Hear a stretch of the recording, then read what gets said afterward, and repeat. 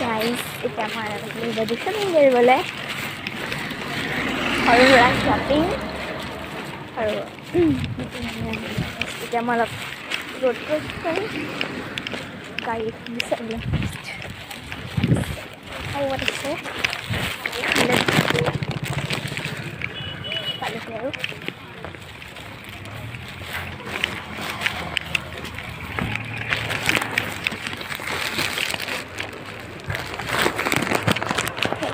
লকটো খুলি লওঁ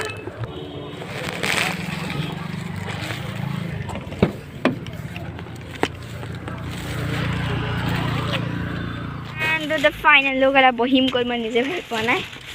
এইবিলাক কিবা কাপোৰ সব ঘৰ দেখাম গৈ এণ্ড গিফ্ট পাইছোঁ কালুদাইৰ পৰা দুটা